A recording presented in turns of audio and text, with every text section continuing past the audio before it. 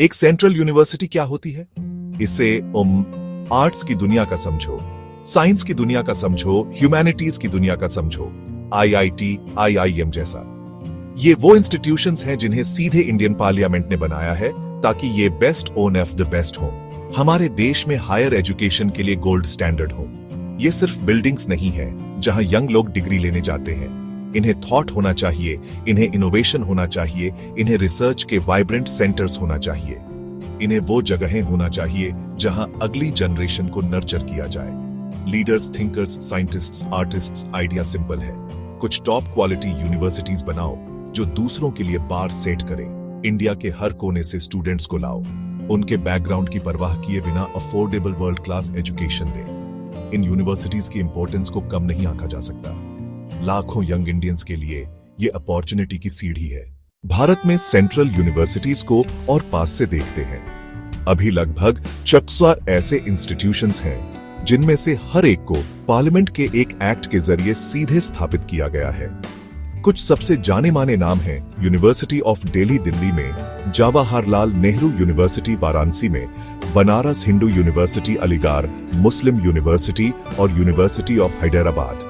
पर ये पूरे देश में फैले हुए हैं। उत्तर, दक्षिण, पूर्व, पश्चिम हर बैकग्राउंड के स्टूडेंट्स की सेवा कर रहे हैं। तो ये यूनिवर्सिटीज ग्लोबल स्टेज पर असल में कैसे चमक सकते हैं? यहाँ कुछ प्रैक्टिकल पॉजिटिव कदम हैं। सबसे पहले फंडिंग को बढ़ावा देने की जरूरत है, सिर्फ सैलरीज के लिए नहीं, वर्ल्ड क्लास लैब्स, लाइब्रेरीज और स्टूडेंट फैसिलिटीज के लिए भी।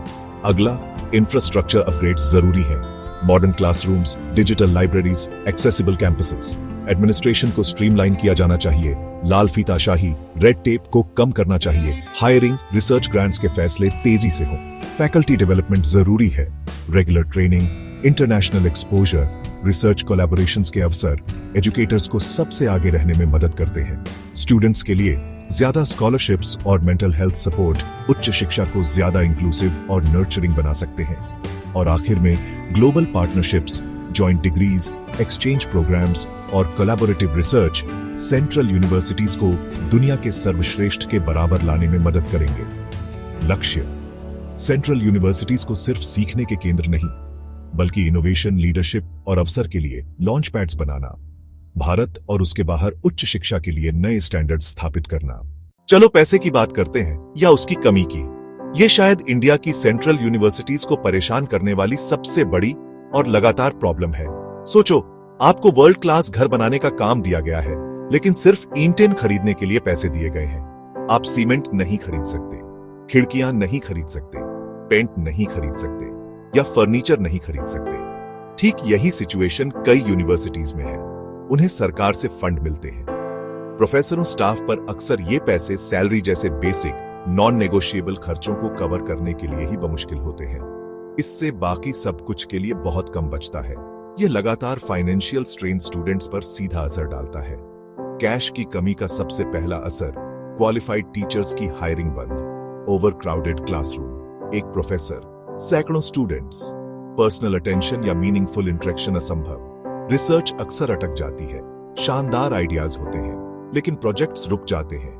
इक्विपमेंट, केमिकल्स, बेसिक सॉफ्टवेयर, यह वैसा ही है जैसे स्प्रिंटर के पैर बंधे हुए हो। फंड की कमी रोजमर्रा की फैसिलिटीज को भी प्रभावित करती है।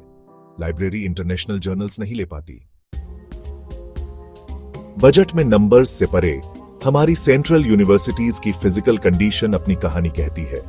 इंफ्रास्ट्रक्चर सिर्फ बड़ी बिल्डिंग्स के बारे में नहीं है। ये सीखने के लिए एक सेफ, फंक्शनल और इंस्पायरिंग एनवायरनमेंट बनाने के बारे में है। अनफॉर्चुनेटली हमारी कई यूनिवर्सिटी कैंपस में नेग्लेक्ट की तस्वीर दिखती है। पपड़ी उखड़ती हुई पेंट, टूटे फूटे फर्नीचर, अनरिलायबल इलेक्ट्रिसिटी, लीक होती छतें, टूटती दीवारें, ये वो सेटिंग नहीं है जहां स्टूडेंट्स मोटिवेटेड रह सकते हैं। प्रॉब्लम खास तौर पर लैबोरेटरीज और लाइब्रेरीज में ज्यादा है। पुराना लैब इक्विपमेंट छात्रों का डिसएडवांटेज बनता हुआ, अंतर वेंटिलेशन की कमी और अनसेफ उपकरण, लाइब्रेरी लिमिटेड स्पेस, पढ़ने की जगह के लिए धक्का मुक्की पुरानी किताबें और जर्नल्स, ये लर्निंग और रिसर्च में रुकावट डालता है। Digital infrastructure, high speed internet उतना ही जरूरी है जितना बिजली। फिर भी कई कैंपस में पैची वाईफाई है, सोचो, एक ब्रिलियंट प्रोफेसर को अपनी रिसर्च के लिए एक सिंपल इक्विपमेंट की जरूरत है। एक आइडियल दुनिया में वे एक ऑन ऑर्डर देते और वो कुछ ही दिनों में आ जाता। लेकिन ईमानदारी से कहूं तो हमारी कई सेंट्रल यूनिवर्सिटीज में ये सिंपल काम महीनों का सिरदर्द बन सकता है। उन्हें कई फॉर्म भरने पड़ते हैं, आधे दर्जन अलग अलग डिपार्टमेंट से सिग्नेचर लेने पड़ते हैं, और फिर फाइल को एक टेबल से दूसरी टेबल पर जाने का अंतहीन इंतजार करना पड़ता है। नियमों, प्रोसीजरों और हायरार्की, ये ब्यूरोक्रेसी इन एक्शन है। एक कॉम्प्लेक्स वेब जो अक्सर सबसे बेसिक कामों को धीमा कर देता है। ये एडमिनिस्ट्रेटिव स्लोनेस एक बड़ी बाधा है जो इनोवेशन को दबाती है और मोमेंटम को खत्म करती है। और ये ब्यूरोक्रेटिक कॉम्प्लेक्सिटी यूनिवर्सिटी लाइफ के हर पहलू को अफेक्ट करती है। जो डिसीजन जल्दी लिए जाने चाहिए, जैसे कि कोर्स करिकुलम को अपडेट करना या एक नए रिसर्च प्रोजेक्ट को अप्रूव करना, सालों तक कमेटियों में अटके रह सकते हैं। नई फैकल्टी को हायर करना, एक क्रिटिकल प्रोसेस, अक्सर लंबी और कॉम्प्लिकेटेड प्रोसीजरों से डिले हो जाता है। इसका मतलब है कि एक डिपार्टमेंट पूरे एकेडमिक ईयर या उससे भी ज्यादा समय तक एक जरूरी प्रोफेसर के बिना रह सकता है। तो इसे कैसे ठीक करें? चुनौतियां बड़ी हैं, लेकिन वे अजेय नहीं हैं। समाधानों के लिए किसी जादू की छड़ी की आवश्यकता नहीं है। राजनीतिक इच्छा शक्ति, स्मार्ट नीतियां, मानसिकता में बदलाव, एक संयोजन चाहिए। सबसे पहले और सबसे महत्वपूर्ण, सरकार को अपना वित्तीय समर्थन बढ़ाना होगा। हमें शिक्षा को एक निवेश के रूप में देखना चाहिए, न कि एक खर्च के रूप में। भविष्य उज्जवल है और यह हमसे शुरू होता है।